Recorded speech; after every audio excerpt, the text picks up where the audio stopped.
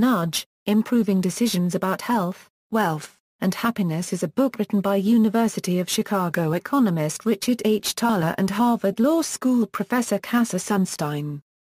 The book draws on research in psychology and behavioral economics to defend libertarian paternalism and active engineering of choice architecture.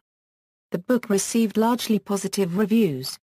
The Guardian described it as never intimidating, always amusing and elucidating, a jolly economic romp but with serious lessons within. It was named one of the best books of 2008 by The Economist. Summary. Human behavior equals. One of the main justifications for Thaler's and Sunstein's endorsement of libertarian paternalism in Nudge draws on facts of human nature and psychology. The book is critical of the Homo economicus view of human beings that each of us thinks and chooses unfailingly well, and thus fits within the textbook picture of human beings offered by economists. They cite many examples of research which raise serious questions about the rationality of many judgments and decisions that people make. They state that, unlike members of Homo economicus, members of the species Homo sapiens make predictable mistakes because of their use of heuristics, fallacies, and because of the way they are influenced by their social interactions. Two systems of thinking. The book describes two systems that characterize human thinking, which Sunstein and Thaler refer to as the reflective system, and the automatic system. These two systems are more thoroughly defined in Daniel Kahneman's book Thinking, Fast and Slow. The automatic system is rapid and is or feels instinctive, and it does not involve what we usually associate with the word thinking. Instances of the automatic system at work include smiling upon seeing a puppy, getting nervous while experiencing air turbulence, and ducking when a ball is thrown at you. The reflective system is deliberate and self-conscious. It is the one at work when people decide which college to attend, where to go on trips, and whether or not to get married. Fallacies and biases. Because of these differences and conflicts between these systems, people are often subject to making mistakes that are the result of widely occurring biases, heuristics, and fallacies. These include soft paternalism. Soft paternalism is the union of two political notions that are commonly viewed as being at odds, libertarianism and paternalism. Sunstein and Thaler state that the libertarian aspect of our strategies lies in the straightforward insistence that, in general, people should be free to do what they like and to opt out of undesirable arrangements if they want to do so. The paternalistic portion of the term lies in the claim that it is legitimate for choice architects to try to influence people's behavior in order to make their lives longer, healthier, and better. Choice architecture describes the way in which decisions are influenced by how the choices are presented. It is in arranging the choice architecture in a certain way that individuals can be nudged in a certain way without taking away their freedom of choice. A simple example of a nudge would be placing healthy foods in a school cafeteria at eye level, while putting less healthy junk food in harder-to-reach places. Individuals are not prevented from eating whatever they want, but the arranging of the food choices in that way has the effect of decreasing consumption of junk food and increasing consumption of healthier foods. Policy recommendations. Sunstein and Thaler use their notions of nudges within the context of choice architecture to propose policy recommendations that they believe are in the spirit of libertarian paternalism. They have recommendations in the areas of finance, health, the environment, schools, and marriage. They believe these problems can at least be partially addressed by improving the choice architecture. Retirement saving. Thaler and Sunstein point out that many Americans are not saving enough for retirement. They state that in 2005 the personal savings rate for Americans was negative for the first time since 1932 and 1933, the Great Depression years. One change they offer is creating better default plans for employees. Employees would be able to adopt any plan they like, but, if no action is taken, they would automatically be enrolled in an expertly designed program, such as Social Security. They also propose what they refer to as the Save More Tomorrow plan. This is to address the issue of people having the desire to save more, yet procrastinating on actually doing so. This program would invite participants to commit themselves, in advance, to a series of contribution increases timed to coincide with pay raises. Healthcare. The book contains an analysis of the Bush administration program Medicare Part D. Thaler and Sunstein state that on some dimensions Bush was on the right track with the plan, but that, as a piece of choice architecture, it suffered from a cumbersome design that impeded good decision-making. Specifically, they think that default choices for programs should not have been random, and that beneficiaries of the program were not given adequate resources to deal with the number of choices they were faced with. They think that seniors who did not sign up for a program should have one assigned to them, and that, yearly, they should be mailed an itemized list of all drugs they had used and all of the fees they incurred. This information would be freely available online, where beneficiaries could easily compare their programs with other similar ones. Sunstein and Thaler also propose a way to increase organ donation rates in the United States.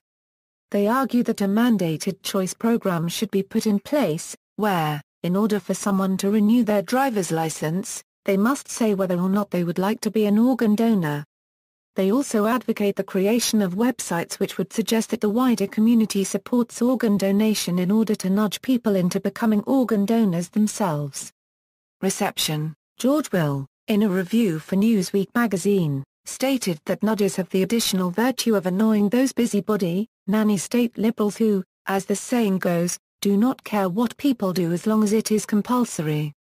British journalist Brian Appleyard, in a review for The Times, was critical of the book, describing it as a very, very dull read, a dogged march through social policies with boring lists of what nudges should be imposed and how, and that, what the book needs is not more examples but more elaboration of the central idea.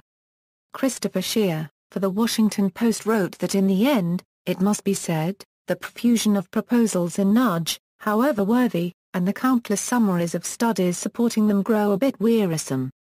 As influential as the book is likely to be, it's hard to imagine it pushing its way alongside Malcolm Gladwell's Blink on the bestseller list.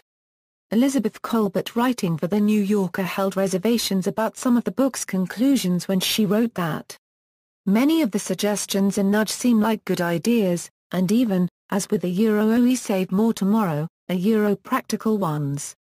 The whole project, though, as Thaler and Sunstein acknowledge, raises some pretty awkward questions. If the Anujari Kana unregistered trademark TB depended on to recognize his own best interests, why stop at a nudge? Why not offer a push, or perhaps even a shove a? And if people can't unregistered trademark be trusted to make the right choices for themselves, how can they possibly be trusted to make the right decisions for the rest of us? In July 2011, a subgroup of the UK House of Lords Science and Technology Committee concluded a year-long review of behavioural change based on 148 written submissions and evidence from 70 witnesses. The review was led by Baroness Neuberger. In an interview with the Guardian newspaper, Baroness Neuberger reports finding a precious little evidence for effective impact of nudge. You need more than just nudge. Behavioral change interventions appear to work best when they're part of a package of regulation and fiscal measures. All politicians love quick fixes. One of the problems with all of this is if you really want to change people's behavior, it takes a very long time. You have to look at a 20 to 25-year span before you get a full change of behavior. American law professor, Pierre Schlag, notes that for all their attention to framing issues, Sunstein and Thaler neglect a number of important questions. 1. What to optimize? When is a nudge or shove? Should we prefer experts? And when do we nudge? Sunstein and Thaler, pages 3-7. Lured towards the right choice. Time.com, retrieved December 6, 2009. Nudge, the gentle power of choice architecture. Capital Ideas, retrieved December 6, 2009. Why a nudge from the state beats a slap. The Observer, retrieved December 6, 2009. John Hannah Edelstein. Review, Nudge Improving Decisions by Richard H. Thaler and Casa Sunstein. The Guardian. 1. Pick of the Pile. The Economist. Retrieved September 21, 2014. Sunstein and Thaler, pages 6. Sunstein and Thaler, pages 7. A.B. Sunstein and Thaler, pages 19. Sunstein and Thaler, pages 20. Sunstein and Thaler, pages 25-26. Sunstein and Thaler, pages 30. Sunstein and Thaler, pages 35. A.B. Sunstein and Thaler, pages 5. Sunstein and Thaler, pages 1. Sunstein and Thaler, pages 105. Sunstein and Thaler, pages 115. Sunstein and Thaler, pages 162. Sunstein and Thaler, pages 175. Sunstein and Thaler, pages 182 to 83. Nudge Against the Fudge Newsweek.com retrieved December 6, 2009. Nudge, The Sunday Times review by Brian Appleyard. Eurotimes Online retrieved December 6, 2009. Who's in control here? The Washington Post retrieved December 6, 2009. What was I thinking? The New Yorker retrieved December 6, 2009. Julia Neuberger, A Nudge in the Right Direction Won't Run the Big Society. The Guardian retrieved July 17, 2011. Schlag, Pierre. Nudge, Choice Architecture, and Libertarian Paternalism. Rochester, New York. See also, Behavioral Insights Team. Notes. References, Thaler, Richard H.